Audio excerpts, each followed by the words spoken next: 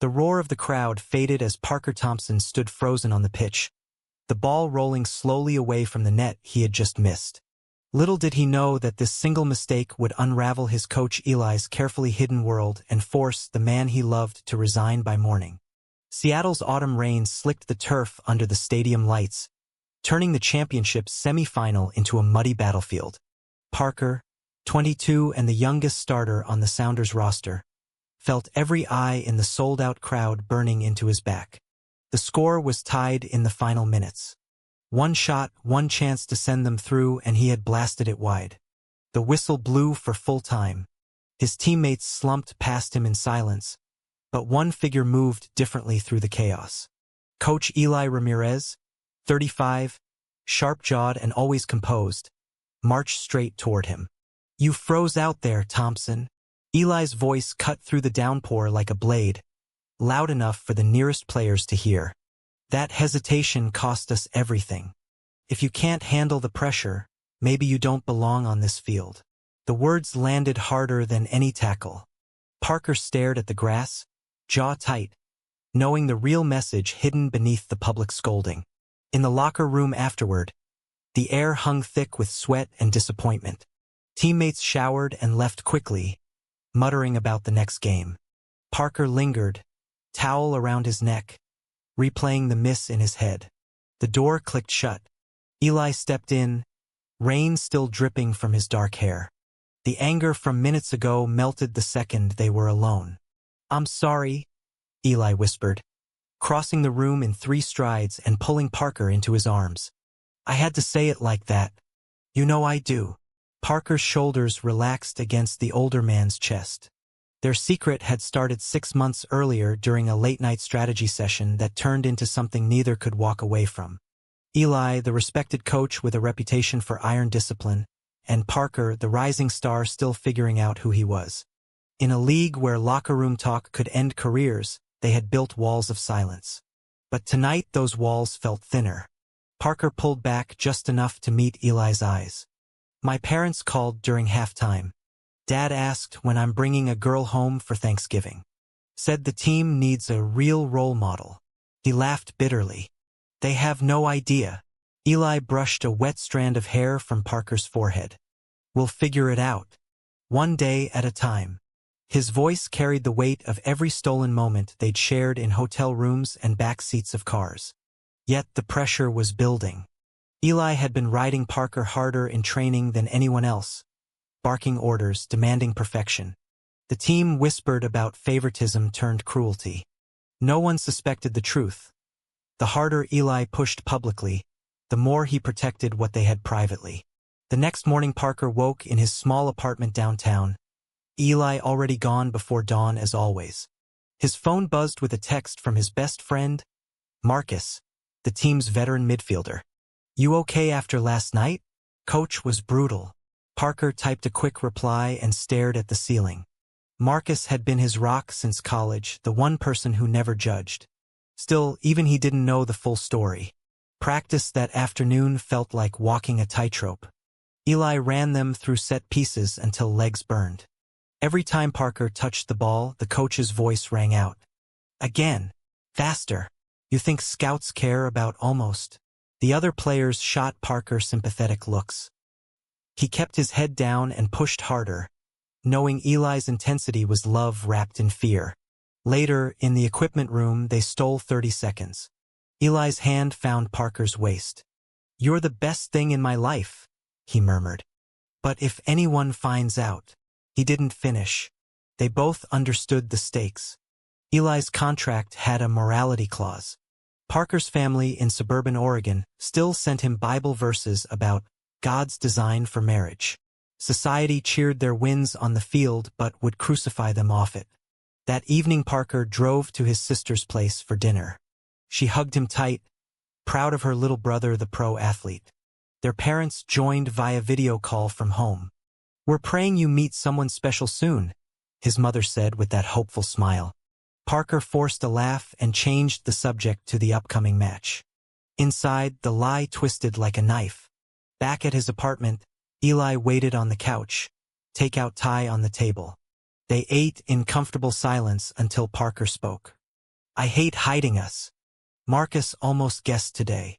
Eli set his fork down. We can't risk it. Not yet. Your career is just taking off. Mine. I've worked too long to lose everything. The conversation ended in a quiet kiss, but the tension lingered. The week blurred into drills, media interviews, and stolen nights. Parker felt the weight growing. Every public criticism from Eli chipped at his confidence. Every private reassurance rebuilt it. He wondered how long they could balance on this knife's edge before one of them fell. The quarterfinal against Portland approached like a storm. Eli called an extra film session. Alone in the dark room, footage of Parker's missed shot played on loop. See that hesitation? Eli pointed. Then he turned, voice softening. I push because I believe in you. More than you know. Parker nodded, but doubt crept in. Was the pressure love or control? Marcus cornered him after. Dude, you and coach got some weird vibe. You good. Parker brushed it off, but the seed was planted. That night he lay awake beside Eli, listening to the steady breathing of the man who held his heart and his future in the same hands. The championship path stretched ahead, lined with secrets that could no longer stay buried. Rain hammered the training facility roof as Parker laced his cleats for another brutal session. Eli stood at the center of the pitch, whistle around his neck, eyes scanning every player with that trademark intensity. But Parker felt the gaze linger on him longer than the rest. Let's go, gentlemen. Portland won't hand us the win. The words were routine, yet the undercurrent pulled at Parker's chest. Drills started fierce. Eli corrected Parker's positioning with sharp commands. Lower your shoulder. Commit. Each shout echoed off the walls. Teammates exchanged glances. Marcus jogged over during water break. He's riding you hard, man. What did you do? Parker shrugged, forcing a grin. Just making me better. Inside, the words stung because they were half true. Eli's pressure wasn't cruelty. It was fear dressed as motivation. After practice, Eli lingered in his office, door cracked. Parker slipped in under the pretense of reviewing tape. The moment the lock clicked, Eli pulled him close. You were brilliant out there, he whispered against Parker's neck. Their kisses carried the day's exhaustion and the night's promise. For a few minutes, the world outside vanished. Then Eli stepped back, straightening his shirt. We can't stay long. Cameras everywhere. That evening they drove separately to a quiet Italian place on the waterfront. Candlelight flickered between them, the only table with any privacy. Parker twirled pasta, watching Eli's face. My parents want me home for Christmas. They keep asking about girlfriends. I told them I'm focused on soccer. Eli reached across the table, fingers brushing Parker's for a second. I wish I could be there with you. As me. The sentence hung heavy.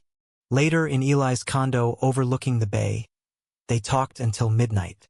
Parker opened up about the confusion that started in high school, the nights he cried alone after dates with girls that felt wrong. Eli shared his own story, coming out in college only to slam the closet door when coaching dreams took over. The league isn't ready, he said quietly. Players get traded. Coaches get fired. I won't let that happen to you. Parker traced the scar on Eli's hand from an old injury. What if I am ready? What if we stop hiding? Eli's eyes darkened. Then we lose everything we've built. Your family, my job, the team. Is that what you want? The question sat between them like an unanswered penalty kick. They made love slowly, tenderly, the kind of connection that made every risk feel worth it. Yet dawn brought separation again. Eli left first, as always. The next days intensified. Media buzzed about the Sounders' playoff run. Parker gave interviews, smiling on the outside while inside the secret burned. Marcus invited him for beers after practice. You've been distant, bro. If coach is too much, say something. Parker almost told him. Almost.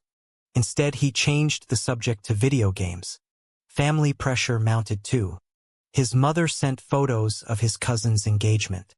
She's so happy. You deserve that too. Parker stared at the message until his vision blurred. That night, he drove to Eli's place unannounced. They argued for the first time. "You keep pushing me like I'm just another player," Parker said, voice rising. "But at home you're different. Which one is real?" Eli paced the living room. "Both are real. I push because I love you enough to make you great. Don't you see that?" The fight ended in exhausted silence on the couch. Eli finally spoke. "I'm scared, Parker. Scared of losing you to the world that won't understand." Parker leaned into him. "Then let's face it together." But the words felt fragile. Portland match day arrived under gray skies. The stadium pulsed with energy. Parker started strong, assisting the first goal. Eli paced the sideline, clapping, but his eyes carried the private weight. At halftime, he pulled Parker aside in the tunnel. "You're doing amazing. Keep going." A quick squeeze of the shoulder hidden from cameras. Second half, Portland equalized. Parker felt the pressure build. Every touch carried Eli's expectations. In the 83rd minute, he received the ball in the box, defenders closing. He hesitated half a second, remembering the last miss. The shot went wide again. The crowd groaned. Eli's face on the sideline tightened, but he said nothing until after the final whistle. In the locker room, the team celebrated the narrow win. Eli waited until the room cleared. "We'll talk tonight." His tone was neutral for anyone listening, but Parker heard the storm underneath. Driving home alone, Parker replayed the moment. Had he choked because of the love or because of the hiding? The line blurred more every day. That night, Eli cooked steak, trying to keep things light. But Parker couldn't shake the feeling. "Maybe you're right. Maybe we can't come out." Eli set the plates down and took Parker's face in his hands. "I love you enough to wait forever if that's what it takes." The kiss that followed felt like both promise and prison. Marcus texted later. "Coach looked ready to explode after your shot. You too good." Parker deleted the message without replying. The walls were closing in, and the biggest match of their lives was only 2 weeks away. The city lights of Seattle glittered across Elliott Bay as Parker stared out Eli's condo window, replaying the argument from the night before. Eli stood in the kitchen, rinsing dishes with mechanical precision, shoulders tense under his gray hoodie. "I didn't mean to snap at you," Parker said finally, turning around. "It's just, everything feels like it's building to something I can't control." Eli dried his hands and crossed the room, pulling Parker into a slow embrace. "I know. The championship is 2 weeks away. Scouts, media, your family, my board. One wrong move and it all crumbles." They stood like that for a long minute, the only sound the distant ferry horns. Parker breathed in the familiar scent of Eli's cologne and tried to believe the words. Training the next morning brought no relief. Eli ran the squad through tactical drills with military focus. When Parker mistimed a pass, the whistle shrieked.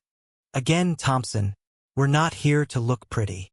The team exchanged uneasy glances. Marcus jogged beside Parker on the next lap. "He's on you like never before.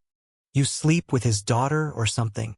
The joke landed like a punch Parker couldn't return. He forced a laugh and kept running. After practice, Parker found Eli in the video room alone. The door locked behind him. "I hate this," Parker whispered, leaning against the desk. Eli's hand found his. "Me too. But it's keeping us safe." They kissed quickly, aware of the security cameras outside. The moment ended too soon. Eli straightened. "Go home. Rest. We have film at 6. That afternoon, Parker's phone rang. His father. "Son, your mother and I are coming up for the final if you make it. We want to meet the team. Maybe introduce you to that nice girl from church." Parker gripped the steering wheel until his knuckles whitened. "Dad, I'm focused on soccer right now." The call ended with the usual disappointed sigh. Parker pulled into a parking lot and sat there until the shaking stopped. He drove straight to Eli's. They ordered pizza and watched game film on the couch, Eli's arm around him. "Your positioning is improving," Eli noted professionally, then softened. "I'm proud of you." Parker turned, searching Eli's face. "Do you ever wish we were just two normal guys?" No closets, no contracts. Eli's eyes flickered with something raw. Every day. But wishing doesn't change the world. The conversation shifted to lighter things until Marcus texted a photo of the team group chat joking about coach's favorite. Parker showed it to Eli. The older man's jaw tightened. They're noticing. We have to be more careful. That night they barely spoke. Parker left before midnight, the silence heavier than any argument. The following week brought the semifinal against LA. Parker scored the opening goal in the 23rd minute, the stadium erupting. Eli's celebration on the sideline looked genuine to everyone else. Only Parker saw the relief mixed with fear in his eyes. At halftime, Eli pulled him aside again. Keep that fire. For us. The second half turned physical. Parker took a hard tackle, rolling on the turf. Eli was the first to reach him, mask of concern hiding everything else. You good? He asked publicly. Privately, his hand lingered a second too long on Parker's shoulder. They won 2-1. In the tunnel after, Marcus cornered Parker. Dude, coach was on the field faster than the trainer. What's really going on? Parker brushed past. Just good coaching. But the lie tasted bitter. Back at Eli's that night, the celebration turned intimate. They danced slowly in the living room to an old song, bodies pressed close. I love you, Eli murmured. Parker closed his eyes, believing it completely in that moment. Yet doubt crept back when he left at dawn. Family arrived early for the final. Parker's parents booked a hotel downtown. Dinner together felt like walking through a minefield. His mother asked about dating. His father talked about legacy. Parker smiled until his face hurt. Later he met Eli secretly in a parking garage. They're here, Parker said, voice cracking. Eli held him tight. We'll get through it. The final loomed like Judgment Day. Training intensified. Eli's voice grew sharper, his public criticism of Parker harsher. Teammates started avoiding Parker in the locker room. Marcus pulled him aside one evening. I think I know why he's riding you. And it's not just soccer. Parker's heart stopped. What are you talking about? Marcus hesitated. Nothing. Forget it. But the seed was planted deeper. The night before the championship, Eli and Parker sat on the roof of the condo, city lights stretching below. Whatever happens tomorrow, Eli said, I choose you, even if it costs me everything. Parker leaned against him, the words both comforting and terrifying. The pressure had become a living thing between them, pushing, pulling, threatening to snap. Championship morning dawned crisp and clear over Seattle. Parker woke alone in his apartment. Eli's last text glowing on the screen. Play your heart out. I love you. He dressed in his suit for the team bus, nerves buzzing like stadium lights. The final against New York was sold out, national TV, scouts everywhere. One game to decide everything. At the stadium, the atmosphere crackled. Players slapped backs. Coaches barked last instructions. Eli moved through the locker room with calm authority. But Parker caught the brief glance that said everything words couldn't. During warm-ups, Eli pulled him aside near the tunnel. Stay loose. Trust your instincts. The touch on his arm lasted half a second longer than professional. The game kicked off under roaring crowds. Parker started strong, linking play, winning duels. Eli paced the sideline, clipboard in hand. In the 35th minute, Parker threaded a perfect pass that led to the first goal. The bench erupted. Eli's fist pump looked normal to millions watching. Only Parker knew the pride behind it was personal. Halftime score 1-0. In the locker room, Eli gave tactical notes, voice steady. His eyes found Parker's for a fraction longer. Marcus noticed. You two got some secret language or what? Parker laughed it off, but sweat beaded on his neck. Second half, New York equalized quickly. Tension thickened. Parker felt every eye, every camera. In the 72nd minute, he received the ball on the wing. Defenders closed. He cut inside, heart pounding, and struck. The shot sailed wide by inches. The crowd groaned. Eli's face on the sideline froze for a split second. Then he turned away. Parker knew that look. disappointment mixed with something deeper. The game stayed level through 90 minutes. Extra time loomed. During the break, Eli gathered the attack. "Parker, you take the free kick. You've got this." The words were encouragement, but the pressure behind them felt suffocating. Parker nodded, throat tight. Extra time began. New York pressed hard. In the 105th minute, Parker won a foul just outside the box. The stadium held its breath. He placed the ball, took 3 steps, and struck with everything he had. The ball curled beautifully toward the top corner. The keeper dove. It hit the post and bounced out. Parker dropped to his knees. The miss echoed through the stadium like thunder. New York countered immediately. A quick break, a shot, a goal. 2-1. The final whistle blew. Parker stayed on the turf, head in hands. Teammates consoled him. Marcus helped him up. "Tough break, man." But Eli's reaction on the sideline was different. He stood motionless, face pale, then walked straight to the tunnel without the usual post-match speech. Cameras caught the unusual exit. In the locker room chaos, Parker searched for Eli. He found him in the equipment office, door closed. Parker slipped inside. Eli stood with his back turned, shoulders shaking. "I pushed you too hard," Eli whispered when Parker touched his arm. "This is my fault." Parker pulled him into a fierce hug. "It's just a game." But they both knew it was more. Outside, media swarmed. A reporter shoved a mic toward Eli. "Coach, your star player seemed off today. Any comment?" Eli's answer was curt. "He gave everything. We all did." But his voice cracked on the last word. Parker watched from the shadows, heartbreaking. That night, the team hotel buzzed with disappointment. Parker slipped out and met Eli in a back alley parking lot. They sat in Eli's car, rain starting again. "The board called me already," Eli said quietly. "They want answers about my intensity with you. Someone leaked that we're close." Too close. Parker felt the world tilt. "What now?" Eli took his hand. "I don't know.